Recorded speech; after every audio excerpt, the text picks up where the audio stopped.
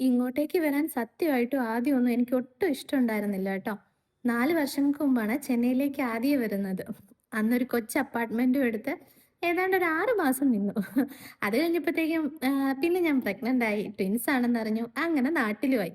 പിന്നെ ജോലിക്ക് വേണ്ടിയിട്ട് ഇച്ചായൻ ഇടയ്ക്കിടയ്ക്ക് വരുന്നതല്ലാണ്ട് പിന്നെ 1, 2 തവണ മക്കളെയും കൊണ്ട് ചെറുതായിട്ടൊന്ന് വന്നു പോയി. ഇപ്പൊ ഇതാ ചെന്നൈയില് പുതിയൊരിടത്തേക്ക് മാറുക.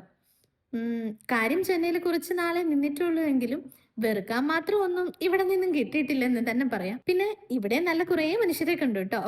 സൗഹൃദങ്ങൾക്ക് അപ്പുറത്തേക്ക് സത്യത്തിന് ഞങ്ങൾ ആദ്യം പരിചയപ്പെട്ടത് നമ്മൾ ആദ്യം താമസിച്ച അപ്പാർട്ട്മെന്റ് ഇല്ലേ, അവിടുത്തെ ഹൗസ് ഓണറെയും ഫാമിലിയെയും ആണ് ട്ടോ. സ്വന്തം വീട് പോലെ നോക്കിയേക്കണേ എന്ന് പറഞ്ഞാണ് അന്ന് ആ ആക്ക വീടിന്റെ താക്കോൽ എനിക്ക് തന്നത്.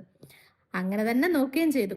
എന്തായാലും അത്യാവശ്യം വൃത്തിക്ക് നോക്കിയത് കൊണ്ട് തന്നെ അതിനുള്ള സ്നേഹവും നന്ദിയും ഒക്കെ അവര് ഫോൺ വിളിച്ച് അറിയിക്കുകയും ചെയ്തു.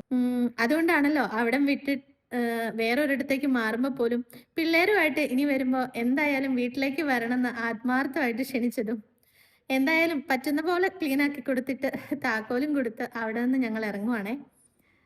എനിക്ക് തോന്നുന്നുണ്ടല്ലോ, നമ്മൾ ഏത് സ്ഥലത്താണെങ്കിലും നമ്മുടെ കൂടെയുള്ളവരെയും നമ്മൾ പരിചയപ്പെടുന്ന ചില മനുഷ്യരെയൊക്കെ ആശ്രയിച്ചിരിക്കും ആ സ്ഥലത്തോടുള്ള ഇഷ്ടം.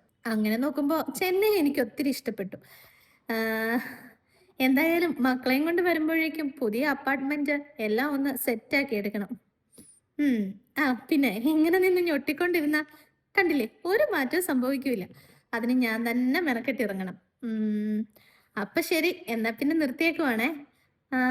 ഒരു കാര്യം കൂടി പറയട്ടെ. നമ്മുടെ വീഡിയോയെ കുറിച്ചുള്ള നിങ്ങളുടെ ഇഷ്ടങ്ങളും ഇഷ്ടക്കേടുകളും ഒക്കെ പറയാൻ മടി കാണിക്കല്ലേ. അപ്പൊ ശരി, ടാറ്റാ.